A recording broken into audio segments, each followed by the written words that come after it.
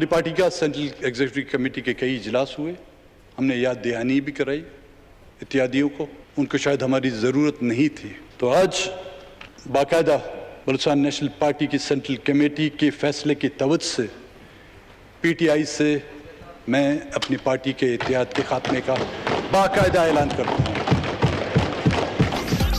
तहरीक-ए-इंसाफ को बड़ा धचका, सरदार अख्तर मेंगल हुकूमत से अलहदा, कौमी असम्बली में पार्टी के इत्तेहाद के खात्मे का बाकायदा ऐलान। विफाक ने कोई वादा पूरा नहीं किया, मसाइल हल नहीं कर सकते तो कम अज कम नोट कर लें, BNP सरबराह।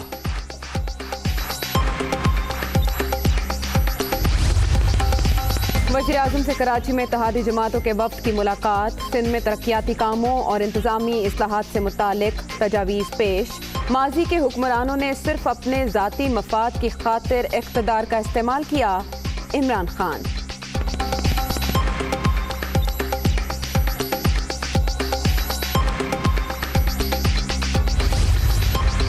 दो रोज़ा दौरा सिंध, वज़ीर-ए-आज़म लाड़काना पहुँच गए। गवर्नर इमरान इस्माइल, मोहम्मद मियाँ सोमरू, सानिया निश्तर और दीगर रहनुमा भी हमरा। इंसाफ हाउस में आला सतह का इजलास, मुख्तलिफ उमूर पर तबादला ख्याल।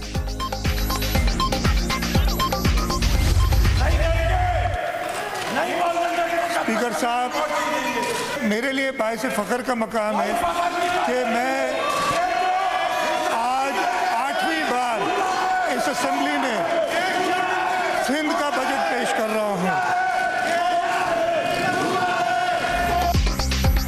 सिंध का 1240 अरब का बजट पेश, अपोजिशन का शोर शराबा, नारेबाजी, एहतजाजी बैनर्स भी लहराए।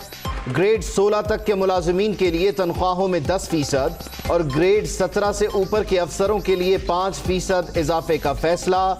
तरक्याती मंसूबों के लिए 2 खरब 32 करोड़ मुख्तस। इब्तिदा है रब जलील के बाबरकत नाम से, जो दिलों के भेद खूब जानता है। देखती आंखों सुनते कानों आपको तारिक अजीज का सलाम पहुंचे।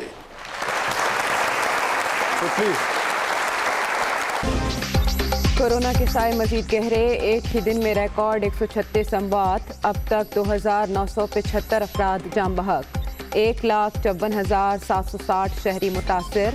पंजाब 58,239, सिंध में 57,868 मरीज, खैबर पख्तूनख्वा 19,107, बलूचिस्तान में 8,437 केसेस।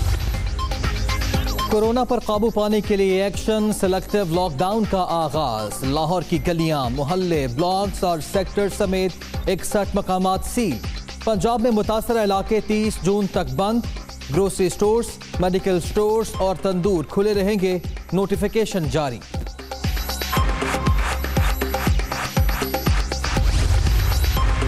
कोरोना से बचना है, दूसरों को भी बचाना है। फेस मास्क, पहले से ज्यादा एहतियात, हिफाजती तदाबीर पर अमल करके ही वबा से बचना मुमकिन। SOPs पर अमल दरामद के लिए छोटे बड़े शहरों में आगाही मुहिम चलाना नागुज़ीर। मैंने किसी की दिल आजारी करने की बिल्कुल कोशिश नहीं। मेरा अपना दिल इतना दुखा हुआ है, जब आपके मरीज बढ़ जाएं और खुदा ना खास्ता मेरे पास कल वसाइल ना हो, तो आप सोचें मेरे पे कितना प्रेशर और कितनी टेंशन होगी। मैं बतौर डॉक्टर कितनी स्ट्रेस में हूँ। उसके बावजूद अगर मेरी बात का वाकई किसी की तकलीफ हुई है तो मैं दिल से उनसे माजरत दिल से मांग रही हूँ, क्योंकि मैं तो दिल दुखाने के लिए कोई काम नहीं करती। मेरा तो दिल पूरी कोशिश कर रही होती हूँ कि लोगों को बेहतर से बेहतर सहूलियतें दूँ। खुद लाहौर से हूँ, मुझसे बढ़कर कोई लाहौरन नहीं। तमाम लाहौरिये बच्चों की तरह हैं। अगर किसी की दिल आजारी हुई तो माफ़ी मांगती हूँ। कोरोना मरीजों की तादाद बढ़ने से दिल दुखा हुआ है। यास्मीन राशिद की दुनिया न्यूज़ से गुफ्तगू।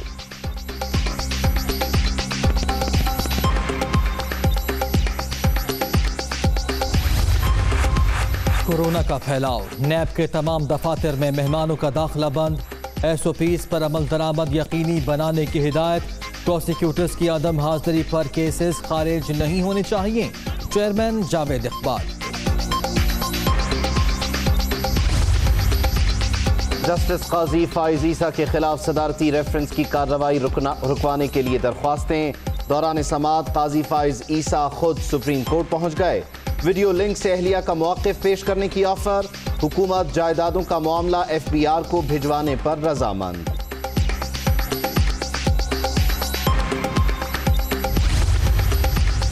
पेट्रोलियम मसनूआत की किल्लत के खिलाफ दरखास्त की समाअत। चेयरपर्सन ओगरा की अदम पेशी पर लाहौर हाई कोर्ट बरहम। ये खराब गवर्नेंस की इंतहाई आला मिसाल है। उज़्मा आदिल काम नहीं कर सकती तो मुस्ताफ़ी हो जाएं। जिम्मेदारों को गिरफ्तार करके जेल में डालेंगे। चीफ जस्टिस कासिम खान के रिमार्क्स।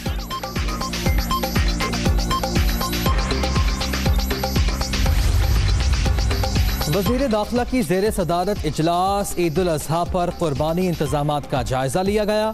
हुकूमत मजहबी फरीज़े की अदायगी के लिए हर मुमकिन सहूलत देगी। तमाम स्टेक होल्डर्स की मुशावरत से हिकमत अमली बनाई जाएगी। हिफाजती तदाबीर पर अमल दरामद लाजिम होगा। एजाज शाह। वज़ीर आला पंजाब की मुतल्लिका इदारों को ईद उल अज़हा के लिए खुसूसी प्लान तरतीब देने की हिदायत। कुर्बानी के जानवरों की खरीदारी के लिए महफूज तरीक़ा कार वज़ा करना होगा। ऑनलाइन ट्रेडिंग की तरगीब दी जाए। SOPs पर कोई समझौता नहीं होगा। उस्मान बुज़दार। में कमी पर शुरका ने इजहार इत्मीनान किया और भारतीय जारहाना अज़ाइम का जायजा भी इस इजलास में लिया गया। Deputy bureau chief Islamabad Mohammad Imran हमारे साथ मौजूद हैं, उनसे मजीद जान लेते हैं। जी इमरान, कहिएगा क्या तफसील है? जी बिल्कुल, इसमें 4-5 अहम मौज़ूआत जो हैं वो डिस्कस किए गए, जहाँ पे अफगानिस्तान के साथ जो पाकिस्तान की इस वक्त जो अफगान मुफाहमती अमल है उसमें जो पाकिस्तान का किरदार है उसके ऊपर बातचीत की गई।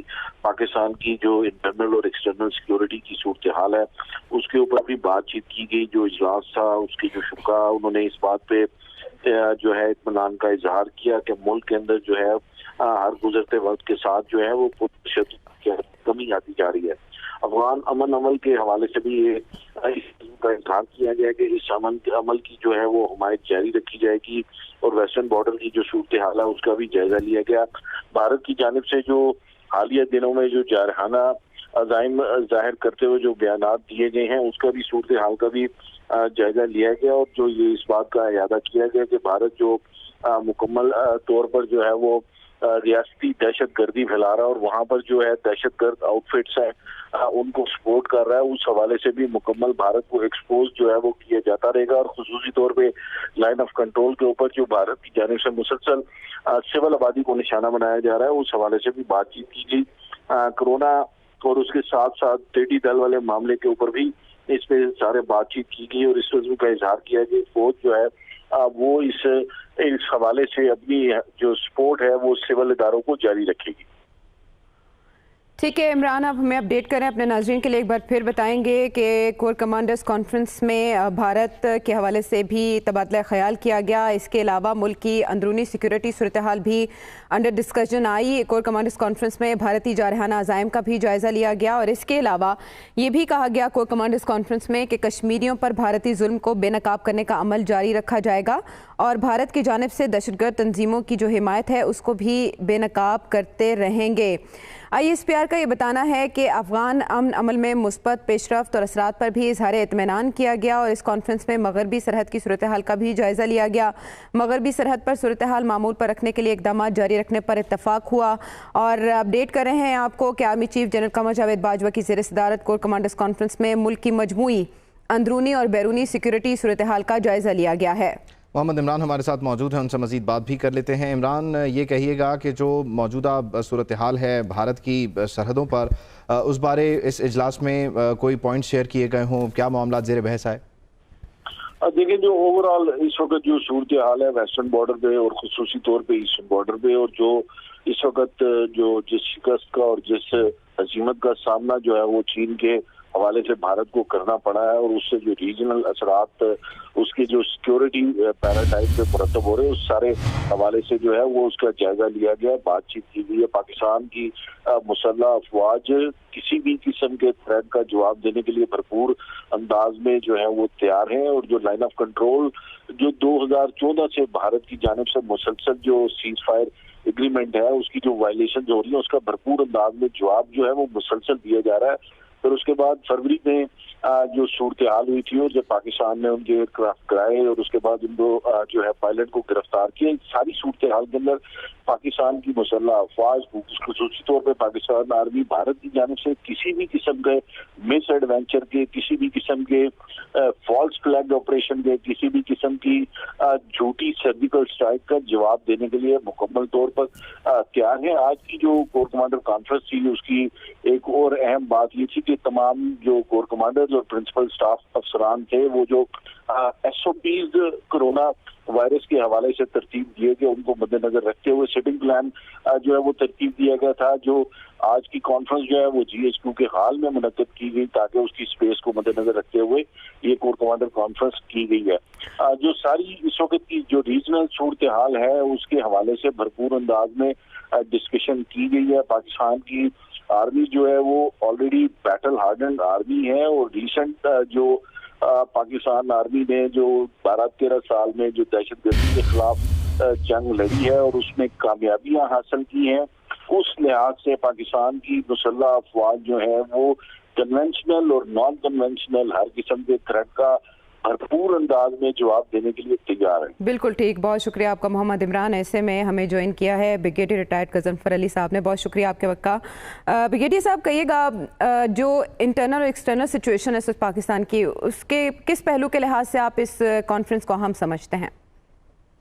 ये कॉन्फ्रेंस असल में इस हिसाब से बहुत अहम है, इसका जो आपने लिंक क्रिएट करना है बुनियादी तौर पे इस आज के टाइम फ्रेमवर्क में आप देखते हैं, अगर आप इंटरनल थ्रेट को निकाल भी दें जो आपको कोविड के हिसाब से या वैसे दहशतगर्दी के हिसाब से जो पाकिस्तान के अंदर कॉन्स्टेंटली चल रहा है, कल भी नहीं बल्कि पिछले 1 महीने से चाइना और इंडिया के दरमियान जो स्टैंड ऑफ चला हुआ था और उस पर कल जो चाइनीज और अपना इंडियन फोर्सेस की जो झड़प हुई है जिसमें 16 बिहार रेजिमेंट का कमांडिंग ऑफिसर और उसके साथ कोई 23 जवान थे, जिनमें से कुछ लोग जो हैं वो लाठियों से और बाढ़ बार की जो लड़ाई उससे मर गए, कुछ ने गलवान रिवर में छलांग लगाई उधर से मर गए, कुछ अभी तक जो लाशें हैं वो पड़ी हैं। कोई 110 का फिगर इंडिया के अंदर लोग कर रहे हैं जो सर्दी की वजह से वहां पे फ्रीज हो गए और उसके अंदर चाइना के कोई 23 के करीब लोग जो हैं वो जख्मी है। और इसमें आपने अभी रिसेंटली जो शेनब्रांग है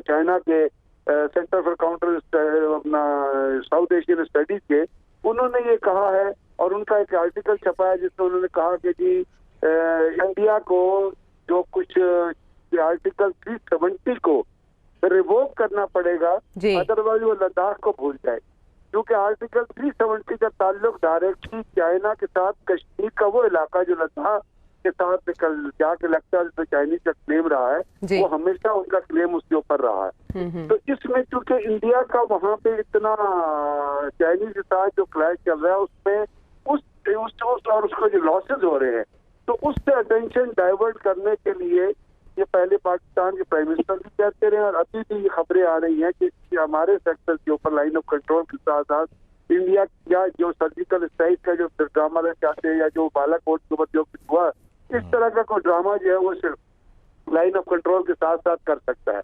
उसमें आपकी सर्जिकल स्ट्राइक भी हो सकती है, उसमें कोई लिमिटेड एरिया में कोई इंट्रूजन भी करने की कोशिश कर सकता है, कहीं से एक्सप्लोइटेशन करके कुछ करने की कोशिश कर सकता है।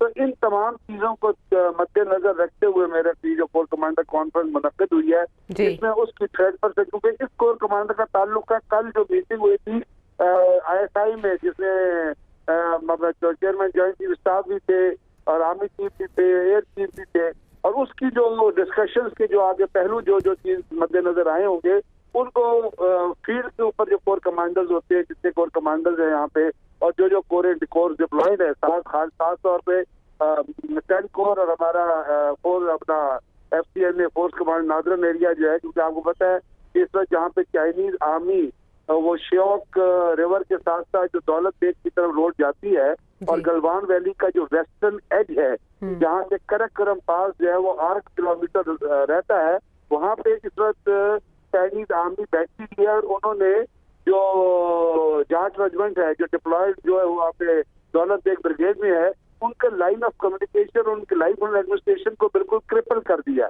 जी। तो उसके वेस्टर्न एज के ऊपर वो रिवर के साथ साथ बैठे हुए हैं और वहां से कराकोरम 5 या 8 किलोमीटर रह जाता है। तो इस चीज की वजह से जरूरत है समर नीति के इन तमाम चीजों को मद्देनजर रख के जी। उस थ्रेड को जो उसकी